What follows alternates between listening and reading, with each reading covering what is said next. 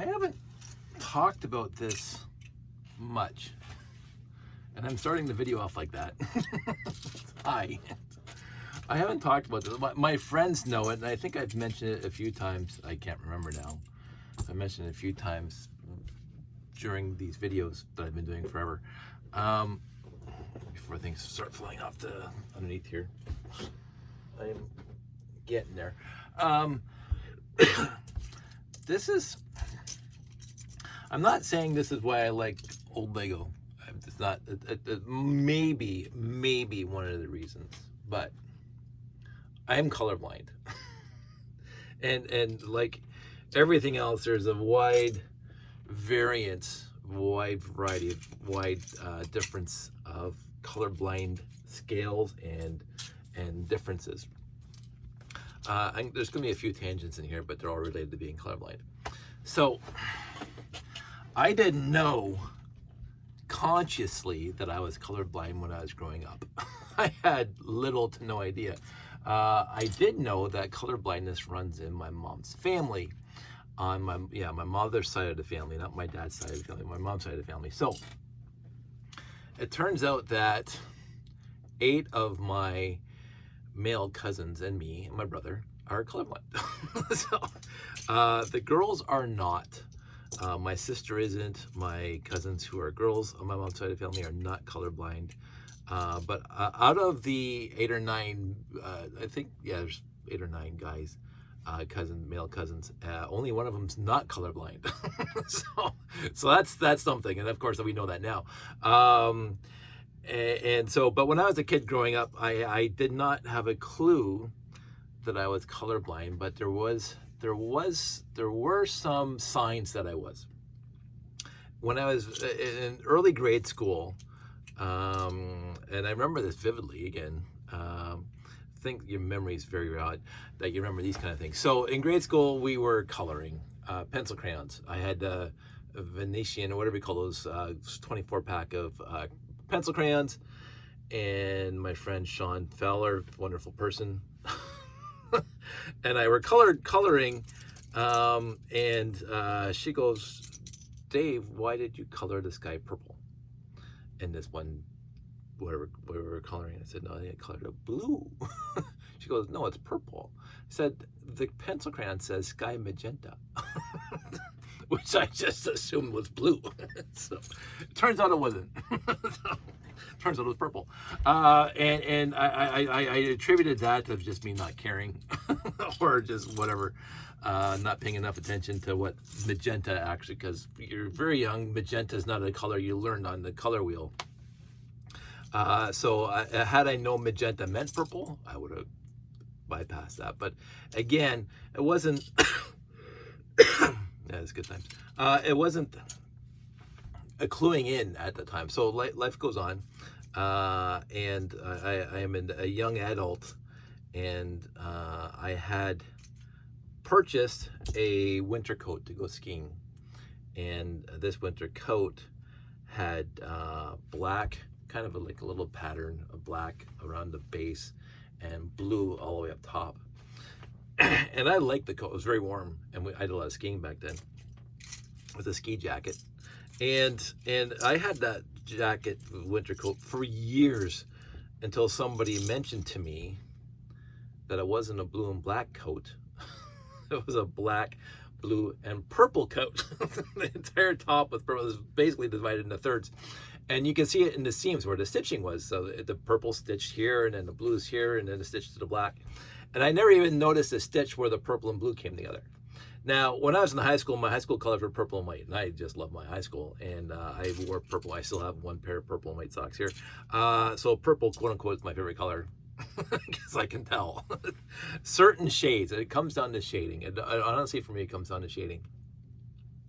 And so what happens is, it turned out, yes, there was purple, blue, and black on the coat. And as soon as somebody pointed it out to me, because the blue looked, to me, it looked completely blue and the same shade of blue. Like there was no difference between this part of the coat and this part of the coat. And then when they pointed out the top part was purple, they said, "Dave, it's purple." I go, "It's blue. The whole top part's blue." And then I could see the seam where the stitching was. And I'm going, "Oh." So if I look really closely underneath bright light, I can see a slight shade difference for me between the purple and the blue. And people are saying, no, it's like loud purple. Whatever loud purple means to some people.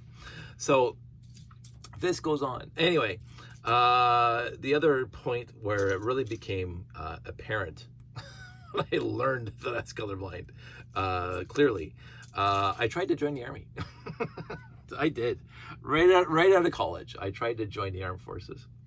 I wasn't doing anything else in my life at the time, but and growing up in my family where you give back to the community. And back then, this is 1980, whatever, there wasn't too much going on in the Canadian Forces that I had to worry about. So that's not a reason why I joined. But a lot of people say, oh, you joined the Army, and they're anti. I'm not anti-Army at all. I think Canadian Forces is a fantastic thing. But anyway, I went down to the recruitment center down at the Century 21 building in downtown Hamilton, which is where the recruitment center was. And I walked in, I said, sign me up. This is going to be a bit of a story. So they said, oh, you're here to try to join the Armed Forces. And I go, yeah, so we're going to give you an aptitude test. Perfect. Absolutely perfect. And so they brought me into this almost like a classroom. And there's like 15, 20 other people there. And they hand out this book. It's a test. It's a quiz. It's an exam. And in the exam, there's geography questions. There's history questions. There's a lot of mathematics questions. A lot of spatial. What does this 2D object look like when it's 3D? What does this 3D object look like when it's folded out to 2D? Stuff like that. And so it's an aptitude test. And it was 2 hours. And I finished it. Under 2 hours, and I examined. You fill in. There was a card. You fill in. It's like a punch card. I guess that's what we used back then. Multiple choice. You highlight the circle all the way through. I fill in the entire thing, and then the guy comes along and collects all your punch cards. And then while you're sitting there, what he does is he feeds them into a machine. And then after he feeds them to a machine, he highlights. He has a piece of paper that had, if I recall, the numbers might be a little vague, but it had 64 positions, 64 things that people can apply for in the Armed Forces, 64 different things you can do. I don't know why 64 stuck in my head. It could be my commerce, it could have been 50, it could have been 100, but somehow I think 64. Anyway, the guy highlights, and then he hands back the sheets of paper to everybody. This is what you've, and I get my piece of paper back, and there's no highlight on it at all. And I feel like I'm the stupidest person on the planet. There's nothing highlighted on my sheet at all. I go, oh man, I really bombed that test. So he gets back up to the front after he hands out our papers back to each person. And he goes, oh yeah, this piece of paper says what, according to the aptitude test, what you qualify for in the Armed Forces. If you don't have any highlights, you qualify for everything. I go, yay! I'm not stupid. so I think this is great. Sign me up, because one of my things for going into the Armed Forces was to be a professional scuba diver. I've been scuba diving since I was 14 years old. I love scuba diving. I wanted to do scuba diving. I thought scuba diving would be fantastic for me to do in the Armed Forces, because then I get like real proper training and a lot of like interesting and whatever, high risk, whatever, deep, whatever, mixtures, whatever, like really, really fantastically interesting diving for this Armed Forces. And I said, that's what I want to do. And they said, oh, you want to be a diver and you pass this aptitude test with flying colors? We want you. It's like Uncle Sam or whatever Canadian version. We want you. And the guy came, yoink, he grabbed me. Like, other people wanted to be pilots.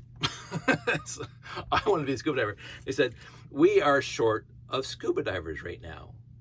People who can want to be scuba divers in the Armed Forces. And so they were very interested in me being a scuba diver in the Armed Forces, and luckily for me, I was very, very interested in becoming a scuba diver in the Armed Forces. So the story goes on. I'll try to truncate a little bit. Did the physical examination, did a little bit of a basic training. I'm 21, I'm pretty healthy. I've worked for a living, roofing, whatever. So physically healthy enough to do this. Mentally pass the aptitude test. Basically, they're saying, you are perfect for us. And I'm saying, I want to be here. And the doc, after my physical passed flying colors, we before you sign the piece of paper, Dave, we have one more question for you. One more question, says the doc. And I said, bring it on. I'm saying I'm getting my dive gear ready. He holds up a card, like just a little, holds up a card. He says, what do you see? And I see, well, I see a bunch of colored dots in there. No. He says, there's a figure. There's some sort of figure in there. What is it? And I go, I just see colored dots, dude. Sir. Whatever. I can't remember his rank. I just see a bunch of colored dots. And he goes, are you colorblind?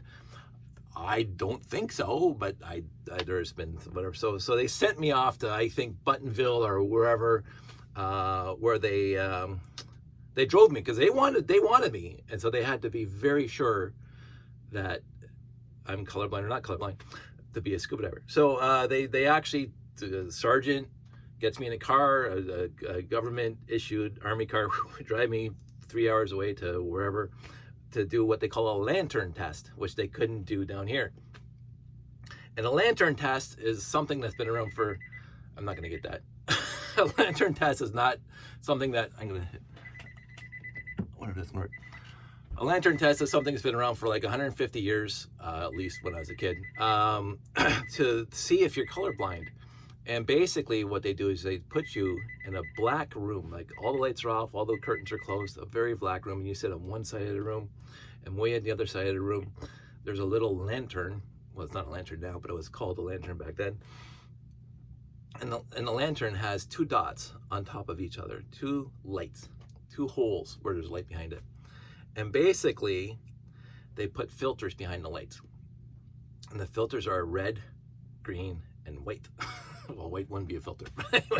So, and what they do is they flash it. And what you have to do in this dark room, you have the black room, completely black. Oh, it's a red, green, green, white, white, green. So how hard can this be? It's two lights at the end of the room. So I'm going, yeah, red, green, green, green, green, white, white, white. And halfway through, the guy says there's gonna be like 60 of them. Halfway at 30, he comes in, he says, he's checking out the machine. He's like, there has to be something wrong with the machine because I had transposed every green and white. When it was green, I said white. When it was white, 100%, 100%. When it was white, I said green. When it was green, I said white. Red was perfect. He said, you got all the reds perfectly, but the red, green and white you transposed, which puts me on the color blind spectrum. It's actually called red-green colorblind. So there's various, as I said, there's various color blindnesses out there. I have what they call red-green colorblind, and it's not a severe case of red-green colorblind, but it's severe enough. It's and again, I don't remember the exact scale because there's a scale here. CV means color vision, and I think CV0 means you have zero color vision, and CV5 means you have perfect color vision, I think, or it could be the other way around, but I'll just go 0 is the worst, 5 is perfect, you're not colorblind. And I came in at CV of 3, right? Halfway across the scale. And the guy goes, you do not qualify to be a scuba diver. And I'm thinking in my head, because he's telling me this out in Buttonville or wherever, the base out there, what does color blindness have anything to do with scuba diving? I've been scuba diving since I was 14. There's nothing in my dive experience. I've done advanced diving, I've done cave diving, there's nothing in diving that says I need to have perfect color vision to be a scuba diver. He says you have to be a CV of 4 above. So I'm one below that. There's 5 is the best, 4 is what I had to be. That's what I had to meet in order to be a scuba diver, and I'm a CV of 3. He goes, well, here's the thing, Dave. Here's the thing. The second you are a scuba diver in the armed forces, you're automatically, he says to me, a bombs disposal technician. Oh, say no more. I get it immediately. So a lot of people I tell the story to, they'll get, bombs disposal technician has to be able to see colors and wires. Period. Like it's just like you see all the movies. Snip the red one, not the green one. Hello. So that's that. So thus endeth my military career. She drove me home. Sergeant drove me back to Hamilton. Shook her hand. I said, obviously, after I found out that I was colorblind officially by the Armed Forces, I qualified for 3 things in that list of 64 things. I qualified for 3 of them. One is a chef, one is a padre or a minister, and one is just a regular, what I call a grunt, regular soldier. And in 1980, whatever, when I went to join the armed forces, they weren't looking because they had over abundance of regular army soldiers, and they weren't looking for any more. And they said, if you want to be a chef, we'll let you in, and if you want to be a minister, we'll let you in. And I said, I'm not interested at all. Those two positions. A chef? Are you kidding? No. A minister? No. It was a bit of a thing there, but so I shook their hands and I left the armed forces without actually having finished signing up because of my colorblindness. So then I knew I was officially colorblind. And then I start, talking to the family and my friends, and find out that most of my cousins, most of my male cousins on my mom's side are also colorblind, and we've been putting up with it. And basically, we are not severely colorblind, but we are on the spectrum of colorblindness, blah, blah, blah, which is fine because I'm 55 now and I've made it this far without worrying about it. And as I say, I can see red perfectly well. And the blue and purples on specific shading, like this is blue.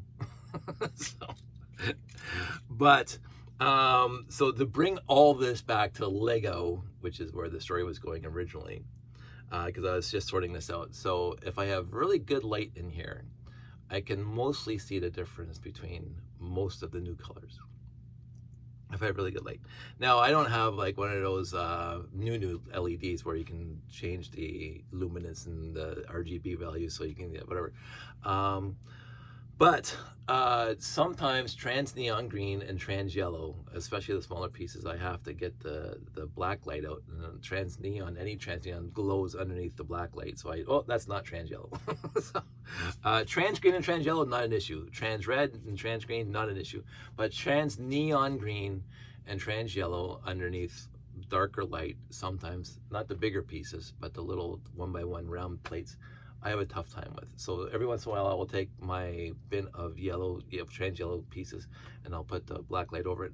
There's a trans neon green piece there, and I'll yank it out because it's very, very subtle to me that I don't see it clear enough to say 100%. So, but overall, that doesn't matter.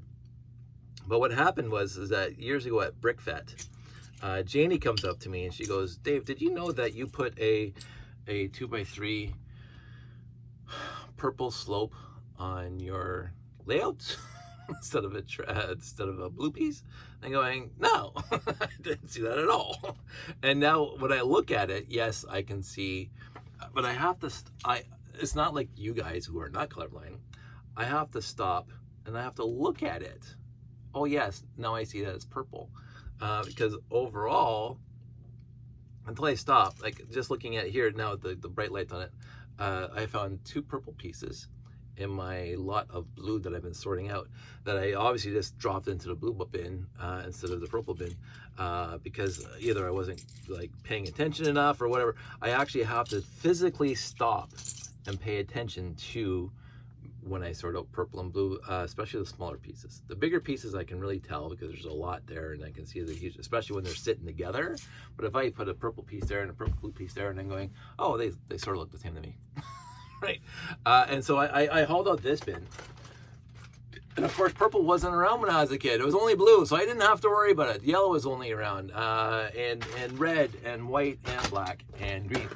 And so when these guys came out, this is the new bright light orange. Even my friend Jeffy says, "Hey Dave, you put a bright light orange piece in your yellow container." And he sees it from the video. So my friends are saying, from the video that I upload to YouTube and I show my room, "Hey, look at my room," and they said, "Dave, you got a bright light bright light orange piece in your yellow bin." For the love of everything. So it's like, I can tell again if I stop and actually really look and really compare. And of course, I have the other problem is, of course, I got pieces that go back to the 70s and a lot of pieces in 60s, and a lot of them have faded and yellowed and have whatever. And so an old yellow piece might look like a bright light orange piece or whatever. But overall, I fake it a lot. And I've been doing okay for that. But this is one of the reasons. Dark green and dark red, I have a problem with sometimes. I actually have to stop and forget about the browns and greens. Forget about the browns and dark greens. I have to like just. So for me, it's like the shades of green and shades of brown, I can't tell apart. Shades of blue and shades of purple, I cannot tell apart. That's how my red-green colorblindness affects me. When it comes to the darker color, that's why I couldn't be a police officer too, because the farther away a car is, and it's dark, I can't tell if it's dark red, dark green, dark brown, dark blue sometimes. I can't tell because it's just dark. And so when I see, like I ask my friends that when I get in these conversations, I say, like, for me, red always looks darker than other colors in the spectrum on an average day. When I see red, like the stoplight looks red, like it's darker compared to the yellow and the green. And here's the other thing. So this, Sandy loves this one. A green light to me is white. A stoplight in Canada, the green light is the same color as the street lights around it. It is. And so I thought when I was growing up, oh, it's a green light. I thought it was a euphemism, like a harken back to or artifact from the past, like red, yellow, green. The way they come up, it's just white. It's just a white light they just put in the bottom, because why would you red, yellow, white? They call it green because that's the way it's historically been known as. And she goes, no, it's actual green, and it's green to her. And when I'm at a stoplight and it goes green, I know it goes green because the green light, the bottom line, turns on and it's white. And I just go, right? So the stoplights are not dangerous for me. Red is red, yellow is yellow, and green is white. As we found on the lantern test. So it's like, like, to me, I just thought it was, or it's a very, very light shade of green, and they just call it green. No, she says it's like green. And I'm going, oh, not to me. Not one stoplight have I ever come to where I said, oh, that's actually green. It looks like a dirty white to me. That's what it looks like to me, a stoplight.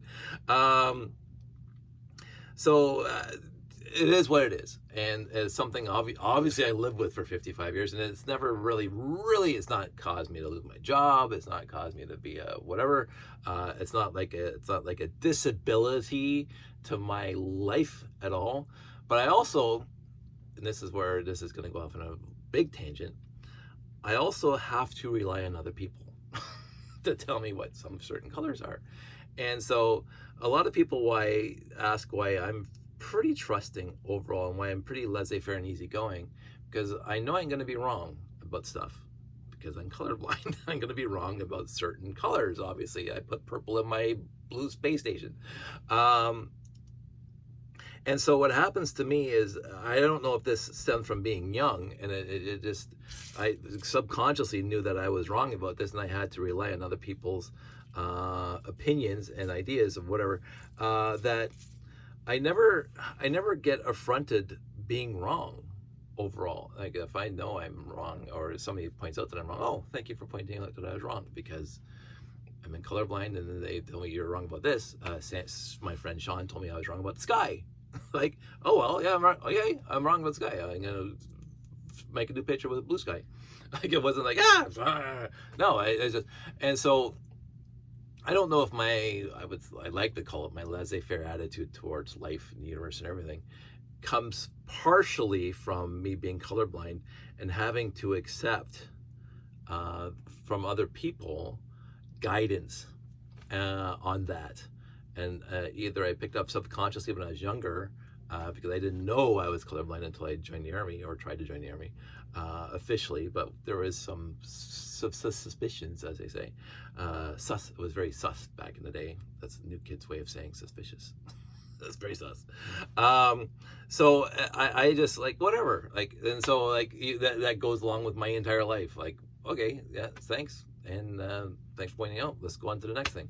Like, it doesn't stop me from my life. It never has.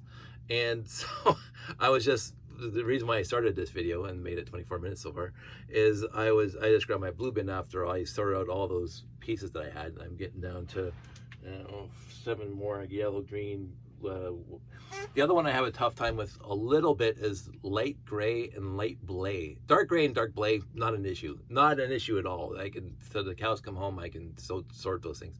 But light gray and light blay, bright light. If it's in a darker room, there's no way.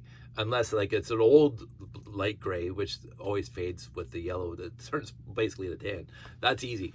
But the newest light grays that I have are very, for my eyes, in medium light, the same color as light blay.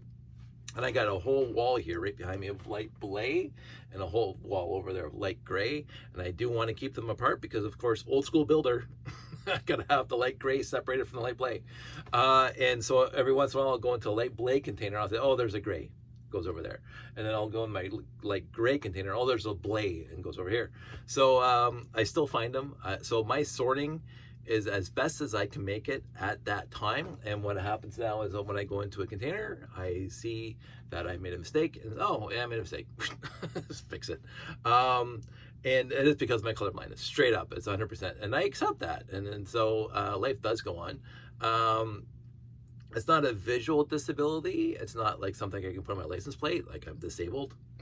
So it doesn't stop me from doing anything I want to do. I get to play with Lego as much as I want, and go for hikes and go camping and whatever else. So it's not a physical disability, but it has impacted on my life. Even when I was a kid, even when I didn't know I had the disability. And a lot of people keep on saying, oh, Dave, you're colorblind, you should go get those glasses that people wear. I did a lot of research on that when they came out, I don't know, 10 years ago. I saw commercials on it 15 years ago. That was before I met Sandy, I think, the first time I heard about those glasses that correct color vision. They don't correct color vision. They change just because, like, so what happens is that they change because the color vision is not correctable.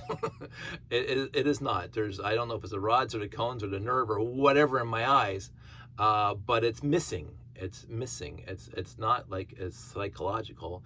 It's not like, or they can operate on it as far as I know, unless things have changed. There's no way of repairing the color vision in your eyes if you're colorblind.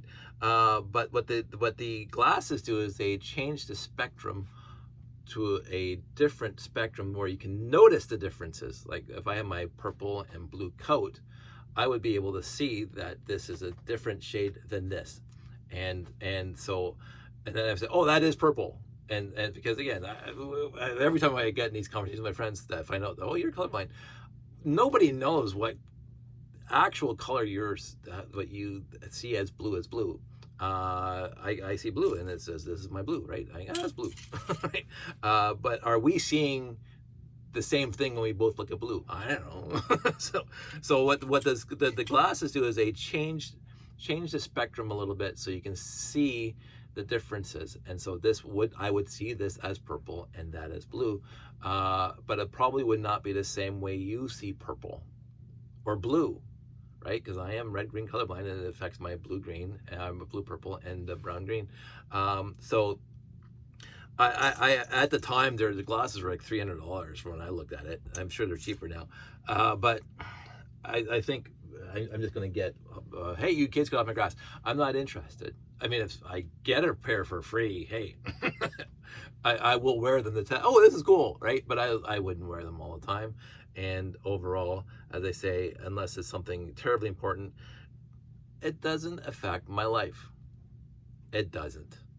I love my stories. I love my joining the army story. It's one of my favorite stories. Sandy's sick of hearing it.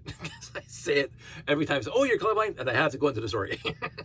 Especially the army part, like the bomb technician. When I get to the punchline, it's a great story. It's not like a Steve Hofstetter set, but it's one of my favorite because it is humorous and it's 100% true. And I think it's, and I'm so glad that I have that story because.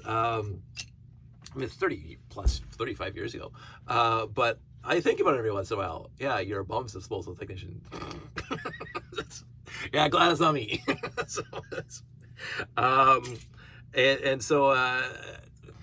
it's fun. It's not a disability that people say, oh, you can't make fun of it. Seriously, my friends find out I'm colorblind. The one detriment, and this is obviously you already see this. The one detriment to people knowing I'm colorblind is, and it happens less now, but it happens so much in my 20s and a lot in my 30s. Oh, you're colorblind? What color is this to you? I don't stop. I'm not. It's a color. I'm tired of telling people, oh, what's that color to me? Don't care. That's a color. That's why I'm calling that color. Don't care. Don't ask me. It's like, oh, you got a disability? Let me point it out to you. No, yeah, it's the one thing I got really annoyed with really quick is when people found that I'm colorblind and they go in their wall and they pull out a card. What color is this? Or they, what color is my shirt? The one thing that I am not happy about is that Sandy and people I appreciate, oh, we're going out for dinner tonight, or we're going somewhere, and does this dress go with me? First of all, I'm a guy, so don't ask me that anyway. but do these colors match? This is why I dress the way I do, because I have absolutely no fashion sense, and this is going to be a little crude and a little dated and a little myopic in today's day and age, but I have no fashion sense. I'm a guy, I'm not gay, and I'm colorblind. I have zero fashion sense, like none whatsoever. And I've been saying that since I found out I was colorblind. And I just, as long as I have clothes on and I'm not scaring away the kids. So and also, this is, again, maybe psychologically, maybe I knew this was happening. I always gravitated for my clothes selection to black, gray, and gray. So black pants, gray shirts, whatever. Neutral colors that I can just put on and not clash. And this is why I had that blue and black jacket, because it's a nice blue, it's a nice black, it's not going to clash with everything. And then some people came up to me years later and said, that purple is so loud. And I'm going, what are you talking about purple? There's no purple here. Oh, and sorry, and that brings up the other one. Sandy, I had a scarf. I had a scarf which I thought was neutral blue. She said it was bright purple. Had no idea. So, the scarf's long gone, but I remember Sandy saying, "No, that was a purple scarf, Dave." I'm going, really? Like I got it. I can't remember, but it was blue to me. It had tartan. It had some stripes in it, white and a little bit of red in it. But it was. She said it was mostly purple. I had no idea. So I joke about this now because I joked about it then. Like those kind of things, I'll laugh about, right? Because what do I care? It's the slight annoyance is hey Dave, what color is this? Go away. just go away. The fun part is Janie pointing out that I left the 2x3 slope on the layout, and she kept on threatening to bring a 2x3 blue slope to the next show, because like for 4 or 5 shows in a row there was that purple 2x3 slope in the layout. She always saw it, and she always, I'm gonna replace that the next show, and we went up for like a half a dozen shows. And I didn't replace it because I bring the thing home and it stays in the box in the garage, and I'm not gonna go pull it out just to remove a 2x3 purple slope on it. I think it's replaced now. I don't think there's any purple, although Jeff might beg to differ on that. But if you are at a show, and I have you know, I got to show it every time I talk about it, and I have this thing there, and you see a purple slope, absolutely point it out to me, because I might replace it. So that I don't mind. I don't mind. Hey Dave, you put a purple piece there. It's just like, hey Dave, you have a purple scarf, or hey Dave, you have a purple jacket. I have no problem with that kind of stuff. And see, hey Dave, what color is this? You think I haven't heard this before? It's like, come on. I've talked about that enough, so I don't have to mention it again. I'm not saying that's why I don't like playing with the new colors. I am old school in my building techniques. I'm old school in the parts I want to use and the parts I'm comfortable with. And yes, I should expand my repertoire someday. You know, broaden my horizons, as I say, and start trying to build snot. Because I can't, not well. And I just may. I'm going to finish, I don't know how long it's going to take. I'm going to finish these bins here that I got from those whole bunch of used lots from Value Village. I'm gonna finish sorting those in and getting my, because the room is looking very, very good right now. I'm happy about that. I have 2 totes over there. One is for the basic pieces that I dump in there because I'm not going to put them in these totes because they're all full. And one is all of my classic space sets that I put in Ziplocs. And so I'm going to find a place for those in the garage when I'm done these sorts, and then I'm going to be done. I'm not going to worry about those other ones down here. I might just find another tote and dump them in there just to have room underneath here, because I haven't needed them since like BrickFet 2012, and they're basic pieces anyway overall. Excuse me. So I am trying to get this finished, and when it is done, I have a few ideas I want to try. Dana, my good friend Dana, who I've never met in real life, but is a good friend of mine. He has inspired me with his creative builds lately, and it's something that's been ruminating in the back of my head for a long time now, since I saw one of his builds, as one of his modular builds, and I want to try something. And so, but that will require other colors besides the 5 basic colors, because I don't want to use the word artistry. I need some variants of colors, so I can make, I won't say dioramas, but something that requires more than the 5 basic colors. It's kind of like, I remember when Lego came out originally with the, oh, for crying out loud, what did they call them? They came with the 16 by 16 clear base plate mosaics.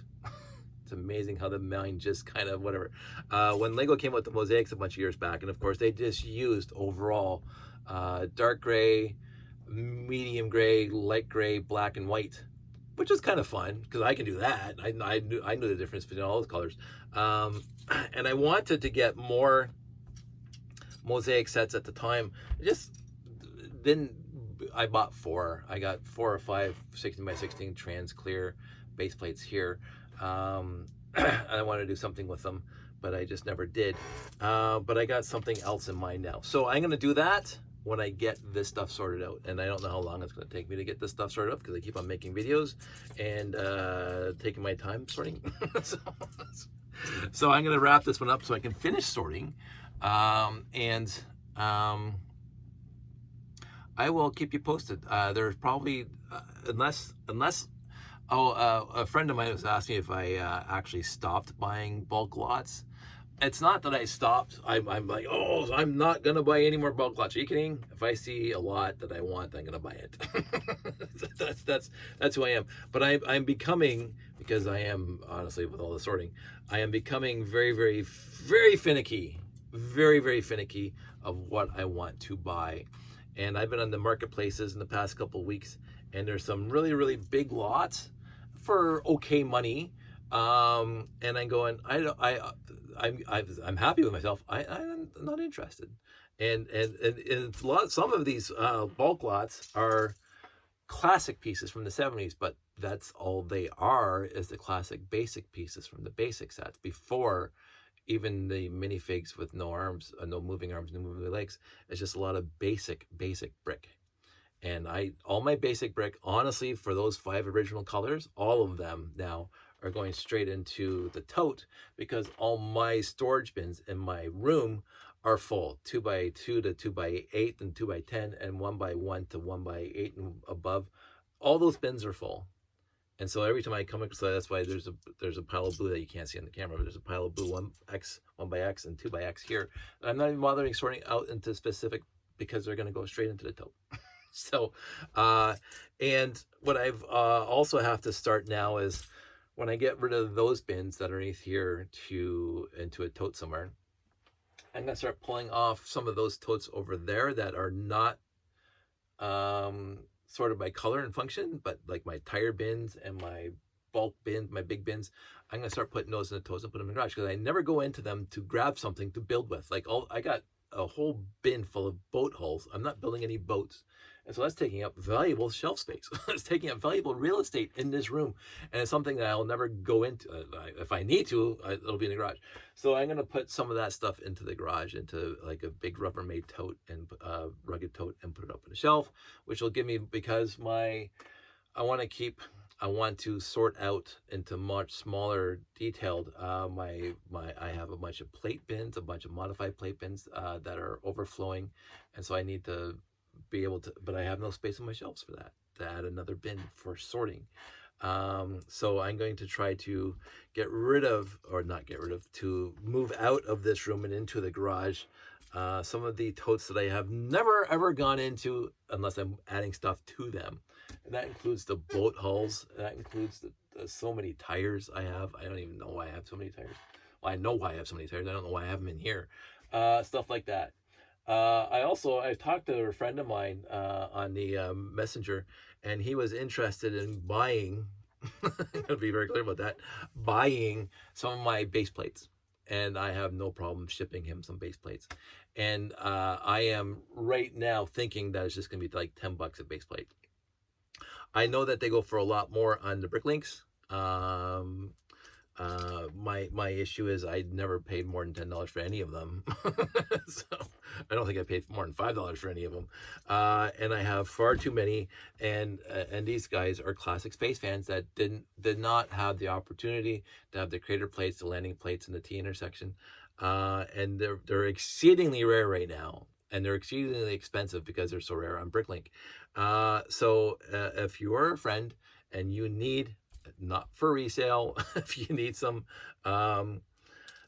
base plates, and it's going to cost you shipping because it's going to be the big 10 by 10, right? 10 inches by 10 inches, and it's going to be in a box, and it's going to be shipping, and so there's going to be like pretty monstrous shipping charges, and I'm probably going to want the money up front.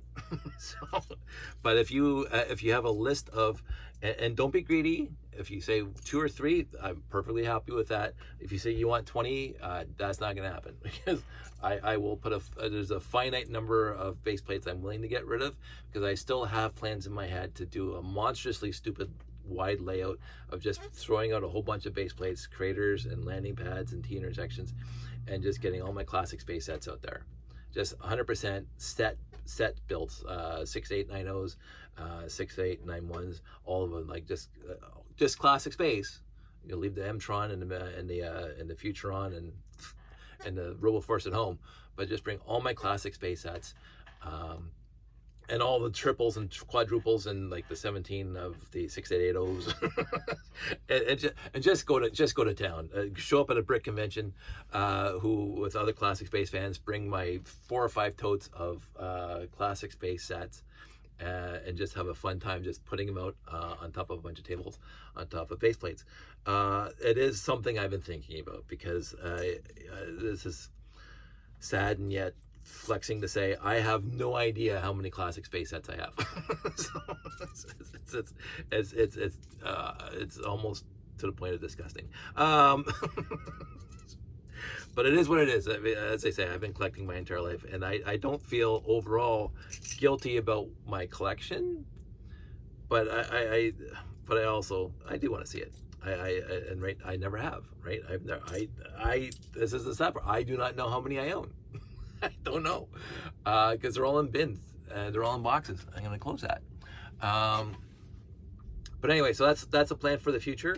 My immediate plans are to finish sorting out these colors, and I was going to add sorting out these colors too, these non-basic colors. Again, there's no tan in here, and I tried to make sure there was no orange in here, because I do build with tan and orange right now, but I do not light blue and dark red and dark green and dark brown and blah blah blah. I don't build with these colors at all, and so I still have the 2 big totes over there of those colors that I should sort out at some point.